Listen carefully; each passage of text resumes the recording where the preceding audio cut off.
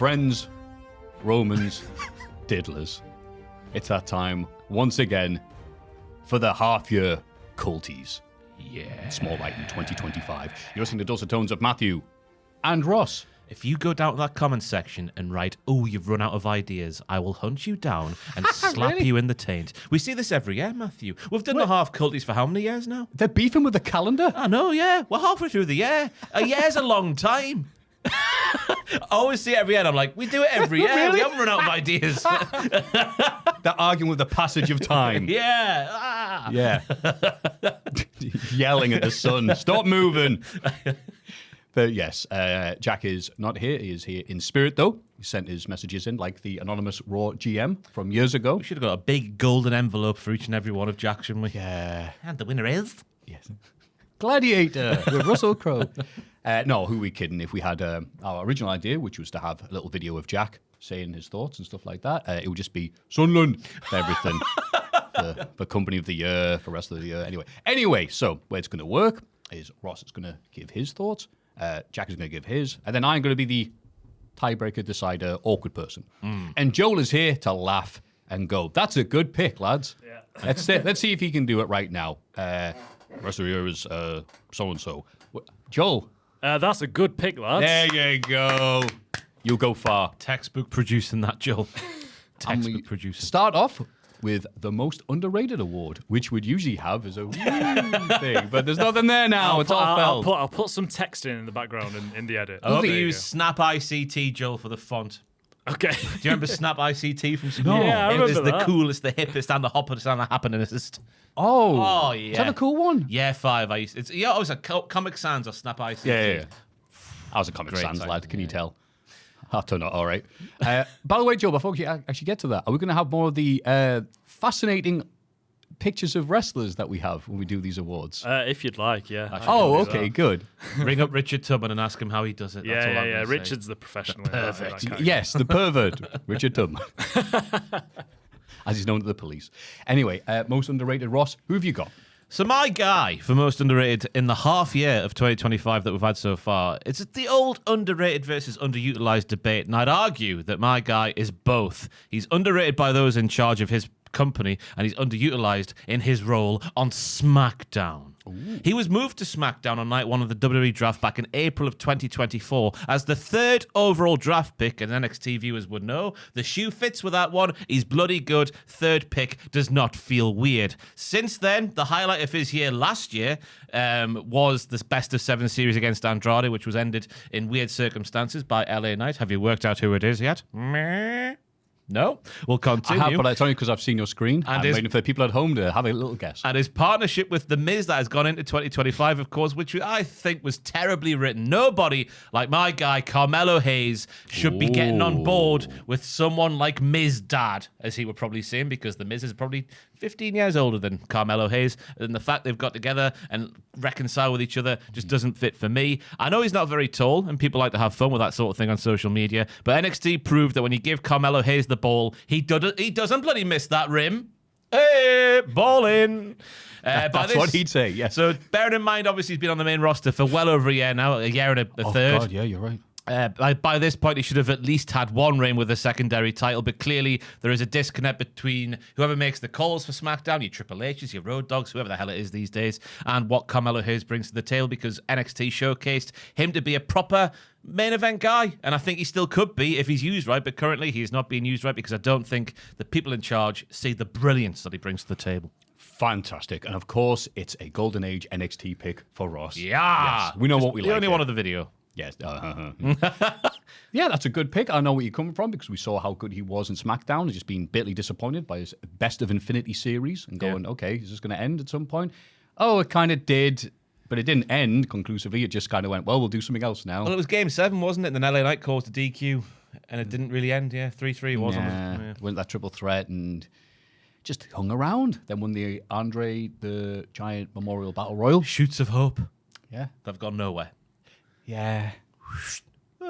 He's had some all right encounters recently, though, this year, so there's hope for him. Yeah. Oh, he's Him and young. Randy got some good chemistry. Yeah, he's young enough as well, so hopefully they see what... Because he's just got that effortless charisma, hasn't he? As Clint Bobsky would say back in the Southpaw Regional Wrestling days. Just that effortless charisma that not a lot of wrestlers have, and he should be utilised more than he is. Lovely. Hopefully Hayes will travel in 2025. Or hopefully not, because that would be a rule break. Basketball. Oh, go! Oh, yes. We go to Jack live via A4. By the way, the most underrated last year of the half year, I should say, rather than the full year. Damn it, got one more there. Half year was Ricky Starks. Full year, Chad Gable. Makes sense. Yeah. So who's Jack got? Tavion Heights. He hasn't had that much of a chance to show what he can do yet, but whenever we've seen glimpses, he's been proper good, hasn't he? Yes. Both in tag team and singles matches. Hopefully NXT treat him the same way as Miles Bourne, I should say, and give him a bit of a breakout run to see what he can do. All the natural athleticism, all the amateur wrestling ability, seems like a good enough talker as well. Jack's pick at Tavion Heights. It's a solid pick. It really is. I wouldn't agree with him until these last few encounters he's had on NXT where I've gone, he can wrestle really well. Yeah, it's the old underutilized and underrated debate. Maybe he is just underutilized, Maffew. You voting man. Voting. I love when you call me voting Not man. trying to sway your vote by any stretch of the imagination. Ooh, well, tiebreaker. Mine is neither of them, so I have to pick between one of these, or otherwise it doesn't work. So that's really tough. Hayes is really good. Has proven he's been capable of doing great things in NXT. Tavion Heights, yeah. I think we've just seen little glimpses of him, so we're just being teased by him. So I'll go with Carmelo Hayes. Yes. Just because Tavion Heights, he's still got a lot of way to go, to be fair. And he's on the right division he's supposed to be in, which is NXT. So he's got the chance to get better and improve and get to the heights of that. Carmelo Hayes, I think, can do anything right now if he wanted to. Yeah. He bloody Leave could, his friends couldn't behind. If they can't dance, then we won't dance. Not no friends he? You of know mine. that song's about being chucked out of a nightclub? I did not know The that. safety dance is dancing in the streets after being chucked out of a nightclub. Because it's safer than We will dancing. dance. Because you've been thrown out, your friends haven't followed you out because it's cold. Aye. Oh, okay. People got chucked out the nightclubs in like 1982, which I find shocking. I thought they were just drinking cups of tea and Right, yeah. having discos with no alcohol and stuff In like the early that. 80s, like Coke was legal back then. Ridiculous. So well done, Carmelo Hayes. I'll move on to Most Improved. It's going to be so great when nothing gets added there. And it's just... Oh, also, I beg your pardon, my people that I had for the half year that wasn't asked. Piper Niven. Oh, yes. When you absolutely need someone to make the new person look good and take all the bumps, you dial Piper Niven's number. Yes. Or just message her Which is if you see 07 in real life. 343. And also shout-outs to Shreddy, who I don't think gets enough love just for what he brings to the table. From 'cause Tayside. that's right. Sometimes you want to see some cool athletics and some hard-hitting matches, and sometimes you just want to see a big lad come out and go, hey, I'm really tough, me. Love him. Every time I've seen him live, I've loved him. Also, Adam Priest, a.k.a. Canadian Jamie Noble, All right. because it's just so fascinating to see a dude go, you know who I want to be? Jamie Noble from like 02, 03, and do it really well. Could be worse. I remember my sticker of Jamie Noble back then for the sticker book. He had a fantastic physique. He was jacked. He was, He used to rip his tits. Like, the way he would stand, his tits would rip. It was a lovely picture. And clearly stuck with me 23 years later. 23 years later. Do you need a minute? We move swiftly on to Most Improved. Last year and the half year, we had, where we got? Most Improved half year 2024 was Nia Jax. Oh, yes. She was on a hell of a run this time. Certainly was. And then the overall winner, though, was Obafemi. Very deserved. Jack says, Ricochet. He's always been one of the best high flyers in the world, but his character work consistently let him down. It always felt weird because it wasn't that he couldn't talk, he just wasn't doing it the right way. Finally, now he's allowed to be an annoying heel and has been really good. Great matches against the likes of Mark Briscoe and Swerve Strickland as well. A naughty, naughty man. He is a naughty boy. Like that Jamie Noble from 2002. I've also gone for Ricochet. Hey, there Trev you go. was always flawless in the ring, but it was everything else that makes you care about professional wrestlers that he was rubbish at. Or maybe he wasn't given the right material in WWE, but then again, I lived through the times when he was the babyface facing AJ Styles and AJ Styles' goons, and that maybe proved he was just rubbish at it. Now, the wrestling is still as good as it always was, or maybe even a bit more measured now that he's getting on a bit. He's 36 now, and that style can't be good for your joints, but it's everything in between the moves that he has really nailed as a heel in AEW this year. We've gone from his sole heat-seeking device being "aha" to the complete heel performer who is a highlight of every single AEW show he is on. And I cannot believe we're saying these things about Ricochet, but they're all true. Funnily enough, yes, Ricochet. He's always had it in ring. He's always suffered his piss-poor promo work as a face. Turns out being as obnoxious as possible while getting the crowd to focus on your baldness was the secret all along. I now get excited to see that chicken-laughing scissor maniac, so well done. The only person who doesn't actually like him is now John Moxley after this week's Dynamite. Went back and watched that segment because I was like, oh, I want to be inspired this morning. And it's just that bit at the start where they go, bald, bald, bald at Moxley. And he goes, eh. Yeah, but mine will grow back. He's ruined wrestling for Baldwin.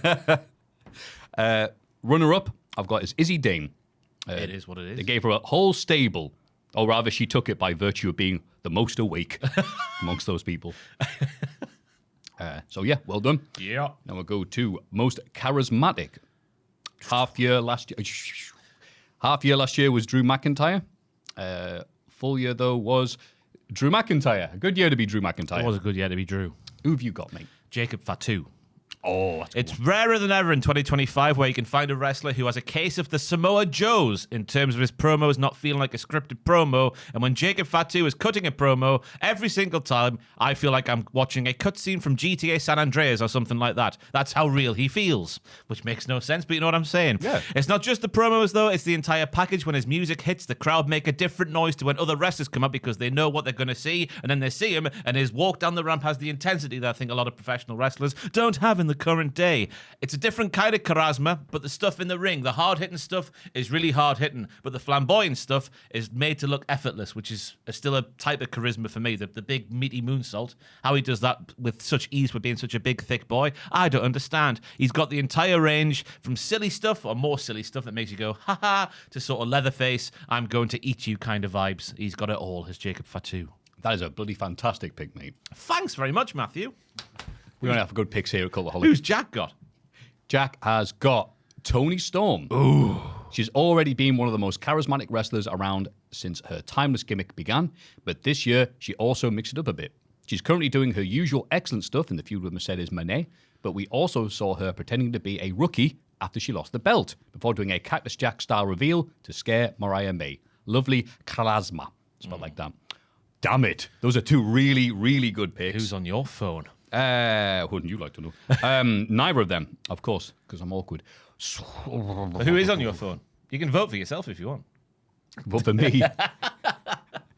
Yes, I've seen the comments. It's Maffew, clearly. Oh, damn, that's tough.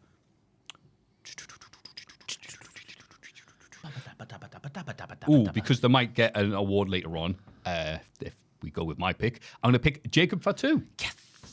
You're right. You are, again, I'm just going to parrot everything you just said. That aura about him. I know it's an overused term, but yeah, he comes out and he gets that reaction and feeling that you only get with your Samoa Joe's types, where you go, everything else is fake. That guy's real. Yeah. And even doing the Betty Swallows dancing. Yaramin. Yeah, people love that. Yeah. They want to be part of that realness that he brings. Lovely noise. He genuinely loves Solo Sikoa. That was a shoot. My pick for most charismatic was Jey Uso, a.k.a. Mr. Two Entrances, who won the Rumble and the title and everyone's hearts. Let's see how the comments react to that one, because he is a divisive man. Two entrances. You're not watching Raw every week? Oh, of course you're not. You watch us. I understand. Runners-up, Cody Rhodes, the obvious one. Ospreay, Toni Storm, Rhea Ripley. Still all the obvious ones there. Lots of So yeah, Toni Storm people. written down as well. So Toni Storm should have won, really. No, but she was the runner-up rather than the... I see you. Which is the secondary, whatever. Look, I've got maths. Best non-wrestler. Half year, this time last year, was Nigel McGuinness. Full year was Taz. Did he really win? Because Taz was missing for a bit, wasn't he? I think that's why we gave him it. Actually came back, I think. Don't know what you got exactly. till it's gone. So we'll start off with Mr. Jack. Corey Graves. Justice for CG. Everyone's been a little bit sick of Pat McAfee. His over-the-top antics have reminded us that what we lost when Graves left the main roster. Corey still fills in when needed and has even somehow made NXT a little bit easier to digest. Oh, shut up. Fake fan. He can still be funny or heal it up when he needs to, but he's also very good at maintaining the illusion that we're watching a legitimate contest. I would agree. I mean, he's when worlds collide, especially, and him reining in Booker T, or sometimes just let him go and bite Vic Joseph's legs off. Yeah. Okay, that's a good one. What have you got? It's Corey Graves. Oh, wow, okay. The only thing Corey Graves was guilty of is just being around on too much for too long. Therefore, you didn't get the chance to miss him because he was never missing. Yeah. The fact that he's come back in for Pat, because Pat's first run with Michael Cole, I'll maintain, was lovely. We had, obviously, the old trope of the heel commentator with the babyface play-by-play guy for decades in WWE, and then him and Michael Cole just having a laugh as two lads just watching wrestling, telling the story while not taking it too seriously some of the time, but serious when they need to. It was a breath of fresh air. But now Pat, in the current run, his third run, I think this is, when he comes back, is just, he's a 38-year-old bloke trying to make a 56-year-old bloke laugh with funny noises and cum puns. That's all he does now. And he just shouts and makes noises, which I think he's lost that thing that made him so special the first time around. Whereas Corey Graves, I mean, unfairly, I've compared Pat is TikTok to Corey Graves' Financial Times, I've written down. Which I think is maybe a little bit too far. But Corey has that thing, as Jack said there. He has a laugh, but he always just brings it back to being a wrestling commentator to make it feel like you are watching a legitimate sport and competition, which is what wrestling is inside of kayfabe. Yeah. Obviously, Pat's name value is valuable because he is Pat McAfee and a famous man across the world. So there has to be a way you can get sort of Pat on one side, Corey on the other, and Maggle in the middle. And I think it's a lovely balance. Maggle in the middle. Great TV show. But I think, Corey, it's that thing. He went missing for a bit and we realised how good he was. Yep. Yeah, like the Taz last year. Like the Taz. Yeah. I just want to see if there's like sped up with reverb mixes of Pat McAfee on TikTok. And as soon as I've said that, I'm like, no, I don't want to see that.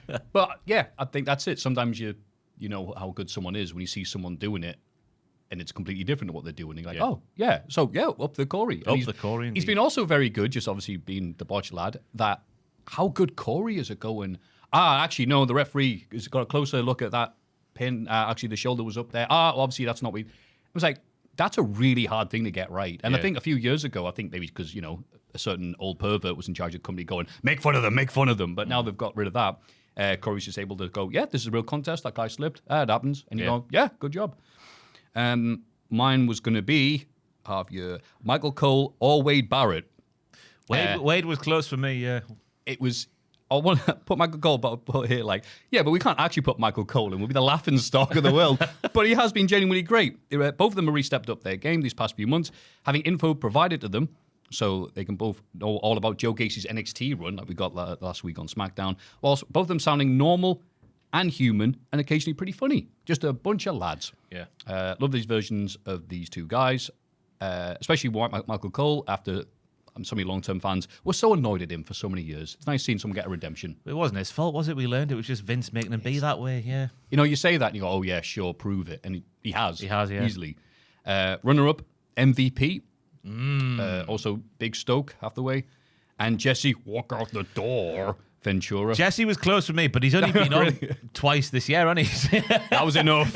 And he might be doing it another time, I guess, with another Saturday Night's Main Event coming up. He's going to be on all of them, surely. Oh, God. I can't not have him there. No. Even though he didn't remember he was there the first time around, way back in the day. We remember him being there. He doesn't. But yeah, some good people there. And then we go on to Best Gimmick. I imagine you're going to overlay things like you, Joel, rather than... What? What do you mean? Oh, he's on his phone! Guilty! Hey, whoa. I'm on my phone. I'm noting down things. I heard what you said. I just didn't know what you meant. That's a shopping I don't list. understand. You know how Maffew been leaning to one side? Yeah, I'm going to put text over the top, on the top of the screen. Yeah. Oh, you're going to cover us completely? No, No, all right. Oh, just at the top. I should have not done that noise then. no, that's the ambience. People go in the bath and put this on. So it is the best gimmick. So this time last year we had half year Joe Hendry. I believe in. Yeah, that's the same lad. Say And his name. Tony Storm for the full year. So who have you got, Ross? Well, gimmick, as we knew it in the 1990s, Maffew, into the noughties, some way into the 2010s as well. It's a really dying art here in 2025 in professional wrestling, because now we have the name of the wrestler, but then it gets shades of like yellow for one character arc. It gets shades of grey to make them slightly different, but it's still just a human being at the centre of the character. Okay. What I'm saying is, a gimmick for me is like Mr. Iguana, because he is an iguana. That's his gimmick. So the pool of potential gimmicks for me is quite small. So I'm sticking with Timeless Tony Storm, because we're into year 3 of Timeless Tony Storm, and it doesn't feel like Timeless Tony Storm has outstayed its welcome. Because Timeless Tony Storm, I'm going to stop saying the full thing every single time. She obviously was jamming in all the carry-on camping innuendos she could at the start, which was baffling Americans, which was wonderful to see. That's just tea time TV over here in the UK, isn't it? But also in the severity of how like deep the Mariah May feud got, she also was able to transition that gimmick into sort of Terry Funk-esque, covered in blood, screaming "Timeless!" I compared that to Terry Funk in my head. I don't know if you do. But she's made a pretty one-note gimmick at the start, very versatile, that fits the match and the feud that she's in. And as I say, it's now still its welcome 3 years in, and it's still in AEW for me, and maybe even the wrestling world. At the top of the pinnacle is Tony with Mercedes, and then maybe you got Mina in the middle there, and then everyone else is a bit further down. So Timeless Tony continues to do good things. Amazingly well said. Let's see if Jack says something different. Say his name and he appears. Oh. I almost nominated Tony Storm for this as well, but Joe Hendry's achievements in 2025 are undeniable. Are they? The gimmick was already very entertaining, but this year it paid off to a ridiculous degree. His Rumble appearance was fantastic, and his last-minute addition to the WrestleMania card somehow topped that.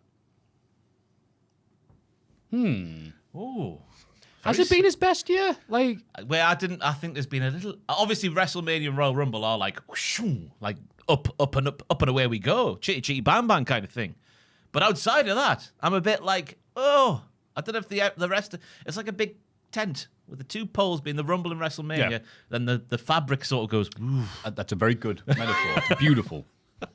Maybe we'll get a really crap-looking JPEG of a tent. So hopefully it's not raining, because we know the puddles will fall. No, and that'll send the tent poles falling down. That's just tent logistics, you know. Oh, no. We'll need a bouquet at the bottom to pick all the rain. Basic tent logistics. Tent life. The kids love tent logistics.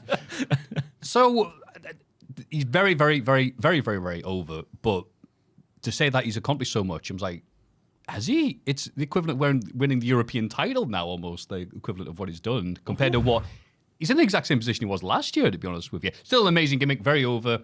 His songs are thankfully better than they were last time. There's more equity in his name, I think, this year than last. Because last year was when it all popped off, when he was in the charts and doing all sorts of things. But he was Randy Orton's WrestleMania opponent. Yes, he was. He was in the Rumble. Yes. 2 things he didn't do last year. True.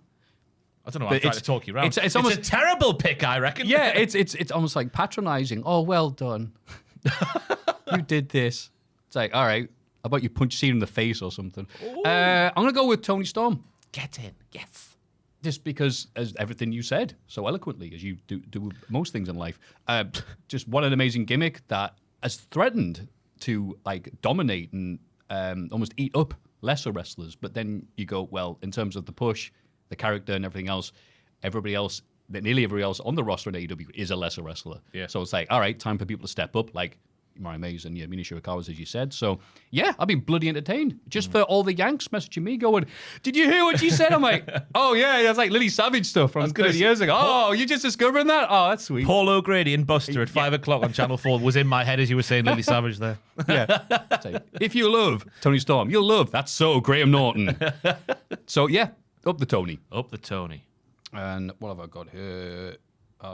My pick, though, was Chelsea Green and the Hervis. You know you're doing something right when everyone's cheering you over the supposed faces you're taking on. Piper and Albert have been playing their roles very well indeed. And also, Mr. Iguana. Do you want to say that again, Matthew? Mr. Iguana. There we go. Because I think he's about to take off in a big way as soon as we get their stuff sorted out. So it'll look really cool when they've started emptying warehouses filled with iguana puppets. Everything's better with puppets. See, thank you. And where are we now? We are at Feud of the Half Year. This time last year, CM Punk versus Drew McIntyre. The bloom wasn't off the rose then. And full year was, where is it? Cody and Seth versus Rock and Roman. Do we pick that? I was going to say, normally if the full year is going to change the half year award, we'll reward it from the second half of the year. But that's the first half of the year award we've given in the second half of the year. I think because it was just so hot. I think that was the debate I did. Obviously, is it better to be really hot for a few months or just solid for 12 months? Clearly, we thought the first thing there. Yes. So, Jack says Toni Storm versus Mariah May. Yeah. Although Mariah's heel turn in their first big match took place in 2024, the latter half of the feud was just as good. Toni winning the belt back in Australia was the right decision, and the Hollywood ending is definitely one of the best matches of 2025 so far. Mariah heading to WWE means that's probably the last we'll see of the feud, but at least it can't be tarnished with any future missteps. It'll just be a really good storyline. It was a tough award to give out this year for me. I've gone for the same one because, as I say, it was really tough. There's nothing on WWE's side that has been anywhere close to what they've produced in the last couple of years. On AEW's side, the main feud in the entire company, 80% of the fan base don't like it, so you can't possibly give it to that one, and they were very good. Because I was thinking most of it happened in 2024, but no, she did win the title in Australia. I think that was February, sort of March sort of time, and then the final Hollywood ending was a little bit later after that. Was that Revolution? Well, Revolution, yeah. So yeah, that happened in the first half of 2025. Nothing's come close to it to me, so yeah. I just love that Mariah May run. It's like an old-fashioned territory run. Come in, have your big thing, piss off somewhere else. That's it. I have also gone with that. It's very rare now you get in wrestling. This is the end of the feud. There's no more. That's it. Yeah. Finn. Everything you guys have said. What an amazing feud with Mariah May going, oh, you're going to dominate every promo and segment. Not when I'm around. To show you how good it was, like I remember that pay-per-view in particular, everyone wanted that to be the final shot of the entire show. Yep. Because that was at the start of the year when the first two AEW big tentpole pay-per-view events just had horrible endings after a wonderful undercard. Yep. But yes. Yeah, well done. The honourable mentions I have, Judgment Day versus itself, Hangman versus Hangman's self-worth, and Ospreay versus Plains. Not a great year for feud so far. No, it hasn't been. It's just, do you want heel Cena or Moxley, blah, blah, blah, blah, blah. No, of course you don't. Tag team of the half year. That was the noise of a tag. Oh, that's good, though. Yep, great stuff. Oh. Just like Pat McAfee, me. Noises. Yeet means come. So, if you want to get sad, this time last year, the half-year award went to the Wolf Dogs. Oh, what a tag team they are. Baron making good things in other tag teams right now with other tall men. I want to see whatever promotion. Is it MLW? MLW, yeah. That's what I know. The Skyscrapers. Just to see those guys teaming up. Yeah. The Nomad, not Baron. He's a different guy altogether. Of course, don't be silly. And the overall winner of last year, though, was Fraxium. Fully deserved. So it was... Me first this time. Right. Fraxium ceased to exist in April. So I've gone for the Hurt Syndicate. WWE don't care about tag team wrestling. NXT are just throwing tag teams together now in the hope that something sticks, while not booking their actual tag team champions very well at all. So it's got to be the team that are head and shoulders and tits and stomach and gooch and thighs and shins and feet above the rest of their tag team division. It's the complete presentation in terms of tag team wrestling that could fit in any era of like the modern business. I'm going back to the 70s that could work, these lads. They are the dogs bollocks from MVP being flawless on the mic, Bobby and Shelton producing performances that defy their advancing years. They haven't lost a step. They're too good to ignore, and they're just so much better than everyone else in AEW currently for my money. That includes the Young Bucks, that includes FTR. I'm going that far. I concur with everything you just said. But does Jack? No, of course he doesn't. Fraxium. Feels like it's been a crap year for tag team wrestling so far, says Jack, especially among the main promotions. The Young Bucks weren't around for a while, and the return was badly done. FTR had a good heel turn, but it feels like there's still more to come. I agree with that. The Hurt Syndicate are class, but I find their matches too predictable because the rest of the division isn't given enough of a chance. Well, okay. Over in WWE, the main roster doesn't even pretend to care about its tag divisions anymore. It feels like a cop-out, but I'll nominate Fraxium again, just for the tail end of their NXT run. Not as good as 2024, but they still had a few great tag matches this year, especially beating JB and Inamura before dropping the belts to Hank and Tank. Well, it's good logic there. Actually. Yeah, Can't there fault is them logic. there. It's good homework, yeah. Give you an apple. It's another tough one because of tag team wrestling across the board. It's not been... Obviously, we have the wonderful showcase tag team matches on AEW that don't really have storyline at the core. It's just look at these amazing four people do their tag team wrestlings. But yeah, it's not been the best year for tag team wrestling across the board. Right, there's a big difference between having a big, stupid, fun match on TV and actually I actually want to care about you. Yeah. And Fraction did have those two good matches, especially. The Hank and Tank match was grand, and JB and Nomura. But those were two matches. It's been 6 months. And they went to the main roster in April, which I can't believe, which is 3 months doesn't even ago. feel... And you're like, oh, yeah, they are there, aren't they? Yeah. Cool. 3 months have passed, Maffew. So I'm going to go with Hurt Syndicate because I can remember pretty much everything they've done this year. God, what a complete package they are. They are. They really are. Well done for going the head, the shoulders, the knees, the bollocks, and the kosher pickle. Oh, the kosher pickle, of course. Of course. That's what you're getting that over. Yeah. I put Hurt Syndicate almost by default. Honorable mention, though, the Ops. Yes. Which two in particular? Any two, to be honest with Is you. that not a stable? Hey, look at that. Show of the half year. Half year winner was AEW Revolution, aka Sting Retirement Show. Yeah. Overall winner was AEW Revolution, Sting Retirement Show. It's been the Revolution Award, really, hasn't it? It has the last really few years? been. Let's see what Jack says. AEW Double or Nothing. Quite bloated, like many AEW pay-per-views. Not so bad yourself, pal. But the good stuff was really, really good. Hangman versus Ospreay was a great main event, backed by matches like Mercedes Moné versus Jamie Hayter, Ricochet versus Mark Briscoe, and Speedball versus Okada. Anarchy in the Arena wasn't for me, but I'm a silly boy who takes wrestling too seriously. And if you're into that sort of thing, it was probably a perfect match.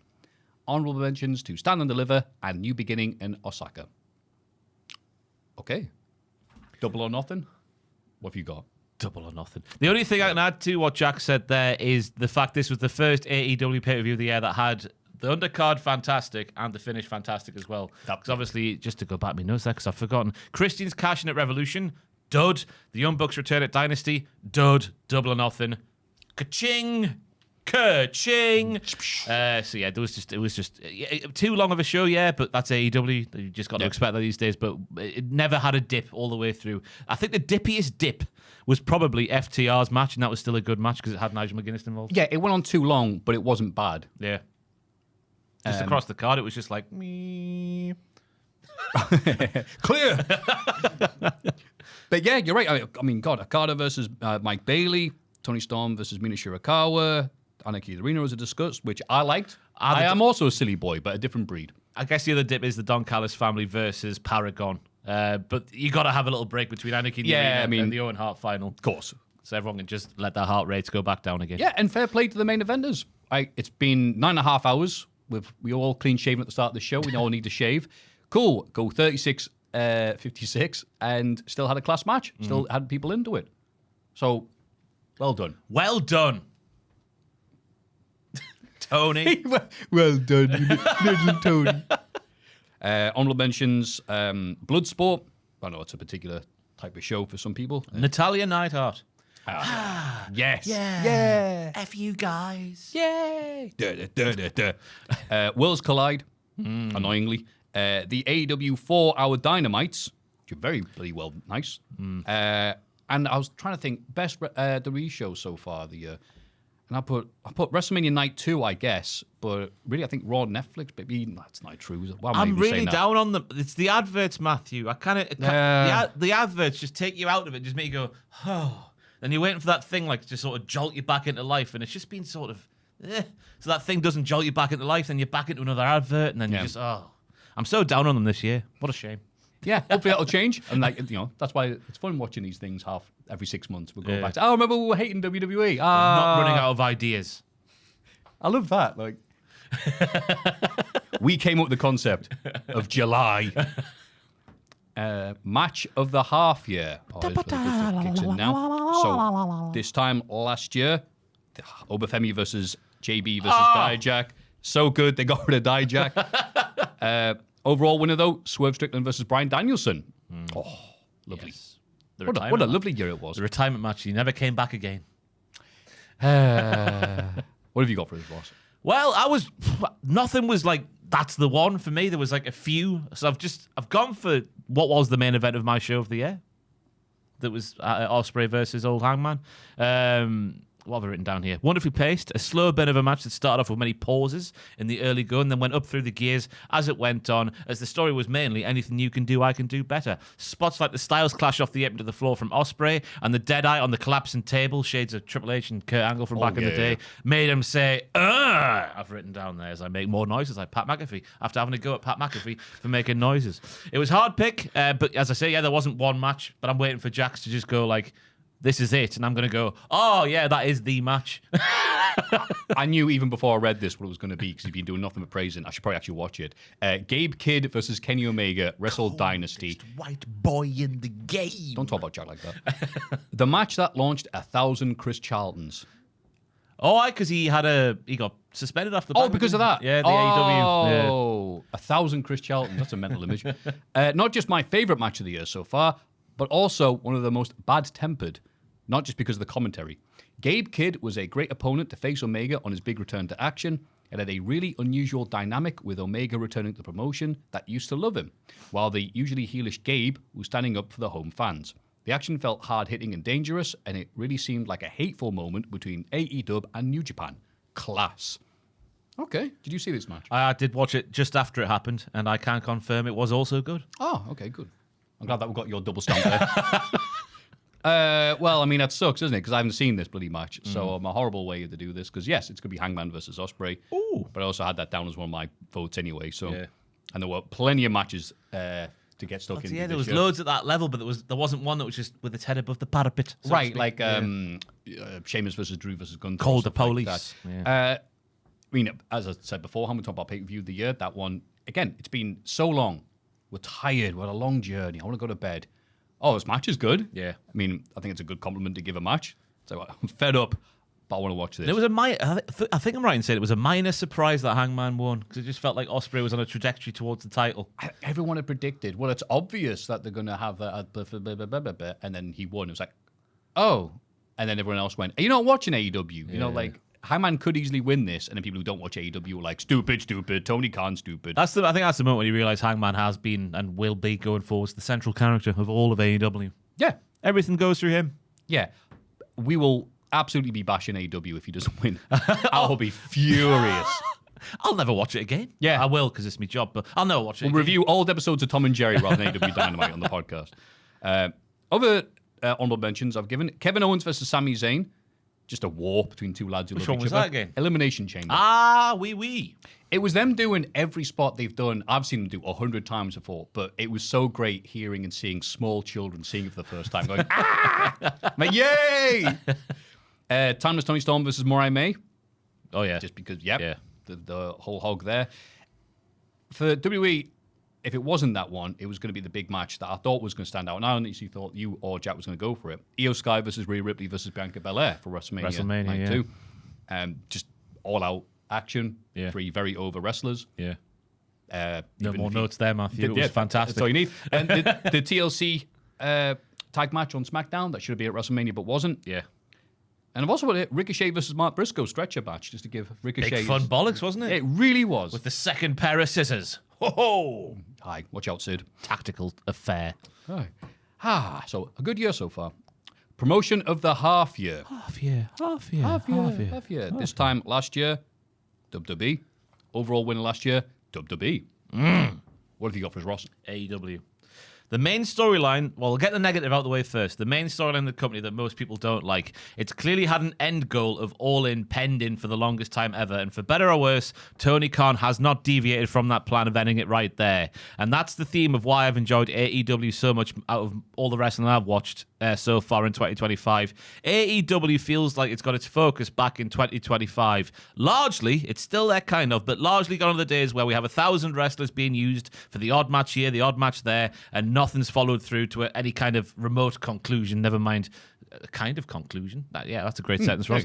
Now we have feuds up and down the card that are all going somewhere. The wrestling is good as it is as good as the wrestling is all the wrestling is as good as it has always been, but the other stuff either side of the matches is back on track this year and kind of restored what it was like to watch AEW in the first 2 years of its existence, where they clearly had a plan for all the big feuds going forward and they made the plan work most of the time. And no, the first 2 years they did. The first 2 years there was no issues.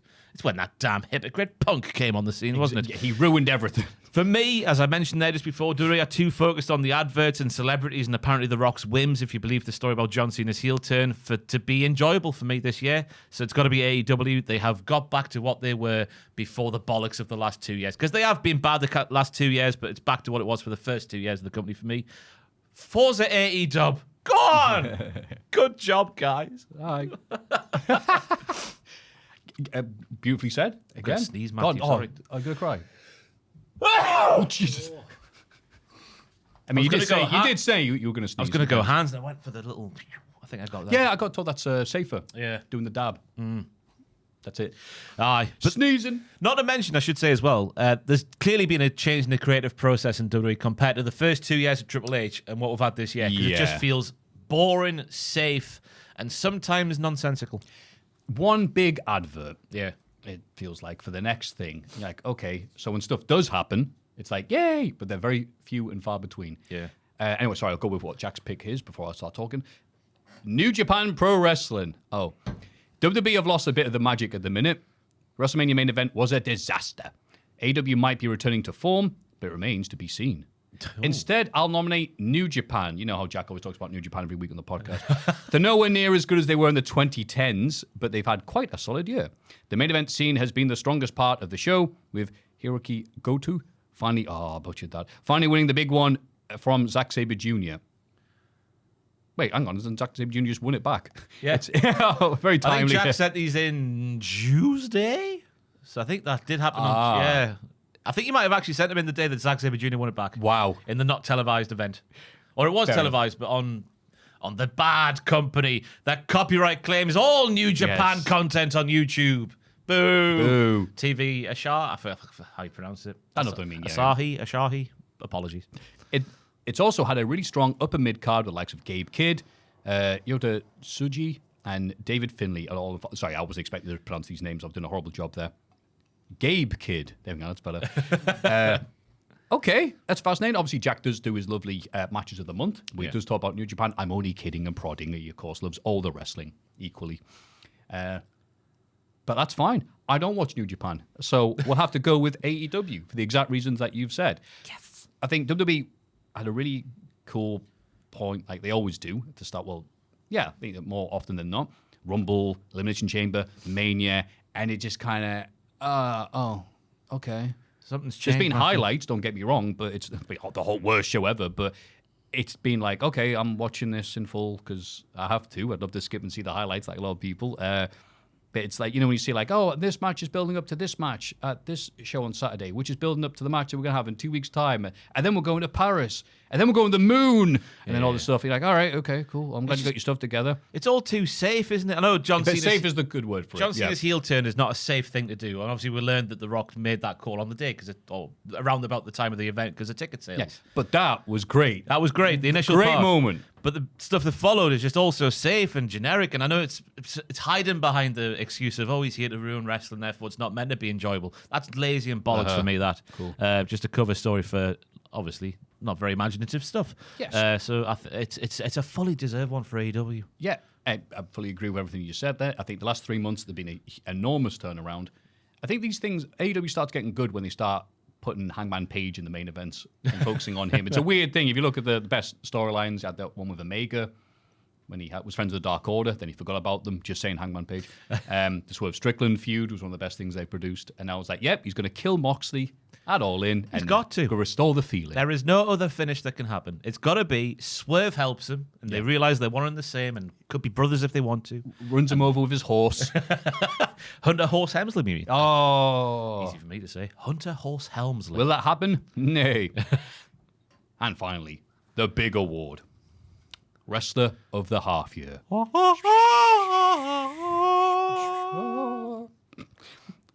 Last year, this time in the half year, was Cody Rhodes.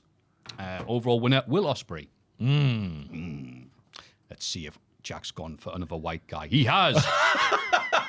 Hangman Page. Oh! Had one of the best matches of the year so far against Ospreay, but also had my most underrated match of the year as well. The opener of Revolution against MJF. That was a good one. He also had maybe my favorite Carl Fletcher match ever, and it even looks like he might save the Death Rider storyline. Excellent character stuff as always, too. That's nice. I mean, I think character stuff's been even better than his in-ring work, but obviously that's semantics at that point. Yeah. So, yeah, Hangman Page is a good pick. Who have you got? Stephanie Vaquer. Oh! So as of July the 4th, which is when we're sat here recording this, it's a week before. Wow, the joys of technology. Hi. So she's had the second most matches in the company, which I know it doesn't make her the rest of the year, but I'm just saying they've used her a lot, and it speaks to how they view her, I think, because she was sort of hurried into WWE back in 2024, turning down obligations here, there, and everywhere, being a bit of an arsehole, but seemingly to play second fiddle to the much more publicised signing of Julia. But then Julia was shown up by Stephanie Vaquer, as Stephanie wrestled flawlessly every single time she stepped into the ring. There's not a solitary match or a couple of matches where you're like, that's a match of the year contender, but I've looked at my nomination this year in terms of like the average, you know, like when you're watching the football team and you read the newspaper on a Sunday morning, he got an 8 out of 10 for that match he played yesterday. She's at least an 8 or a 9 every single time she wrestles. She's got a case that Takeshita's in that she never makes a mistake. Every move is nailed perfectly all of the time. I'm marveled by her, Maffew. I really am. I just think she's fantastic. I didn't realize how good, obviously, because she got a lot of headlines off the back of the match against Mercedes Moné in AEW, but I didn't realize that was just that's just her. She's unbelievable as a wrestler, and as I say, I think that average score, if you're looking at match per match performances, hers is higher than everyone else's this year. But I like your homework there. It's very Moneyball-esque. Yes. Yeah. And not only that, but she's over AF thanks to horny Booker T. Yeah. Imagine us saying that 2 years ago. Booker T's a great commentator, and he's helped to get someone over. It's like, no, really, guys. Yeah. Wow, I really like that. I was going to say out of left field. It's not really when you think about it, but I wouldn't have put her forward. So Hangman's won that before. Yes, Stephanie Vaquer. You're right. Bloody hell, she's been amazing on NXT. Yeah. And the main roster. Yeah. She was doing 2 matches in what? 4, was it 3 matches in 2 days or something? Oh, God, yeah. Which had the Worlds Triple A Collide. show. Yeah. Triple R, which, funny enough, is what Booker T would say when she started He doing would the say moves. quadruple R. Quintuple R. Sextuple R. Triple H promo now. Yeah, Big Steph herself. God, she's been great. She has been very good. Yeah. And Look at she's that. got the horns. In the top 4 or 5, by the way, Hank Walker, 26 matches this year. And Miles, 26 matches. Miles Bourne. Oh, Shocking statistics. that is odd, isn't it? It is odd. Wow. Wow, we what? Stephanie Vaquer. Well, Vacui, known as on Raw.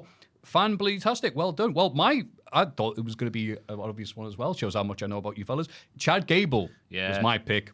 Worked his arse off putting over Penta in his debut on the Netflix Raw show. His work with El Grande Americano, allegedly. All right, come on. The WrestleMania match with Phoenix, the Worlds Collide match with Vikingo, the Money in the Bank performance, the promos on Raw. He's not the next Kurt Angle. He's the current Chad Gable.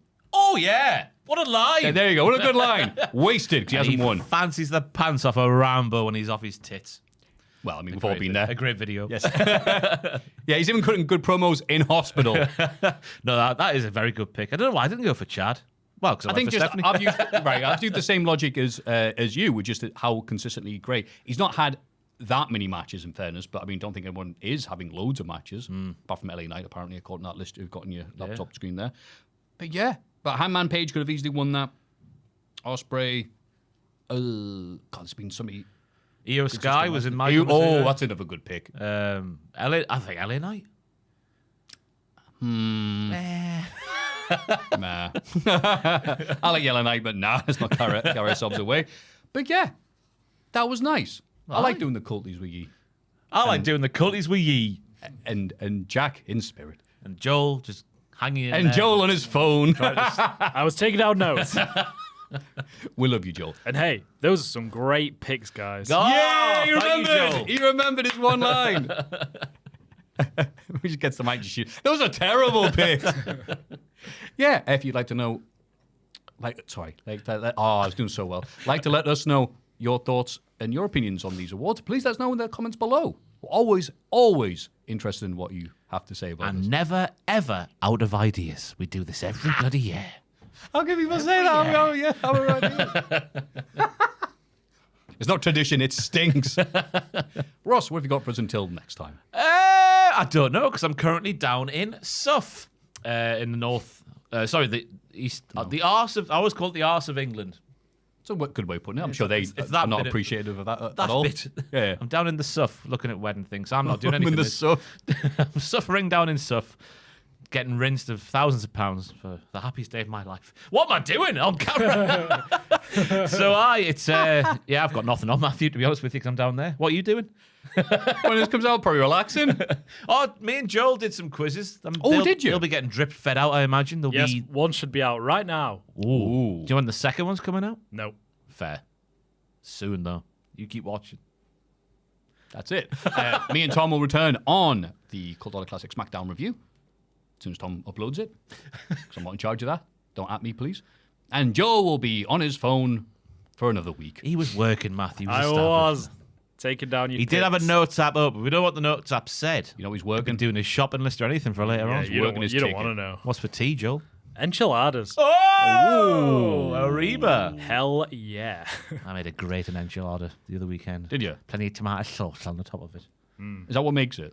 Yeah, you put the taco in the thing and then Yeah. you fold it over and then put the sauce and the cheese on top and then. Oh. What, just normal tomato sauce? Or like... No, I'm doing a very northeast reference here. You're Alan Barnes. He's Yeah. going his kebab, he's like, I'll have plenty of garlic sauce. Yes. Alan Barnes reference. No one will understand. It's the end of the show. Yeah, let's end it. Aye. Up the enchiladas. Thank you very much. We'll see you at the end of the year, hopefully. Touch wood. Ooh, that sounds ominous. And before then, every single Friday, right here on YouTube. Oh, yeah. If you can't wait for the Culties end of year, there's also the normal podcast. Right here on Cultaholic. Join us. Sod off.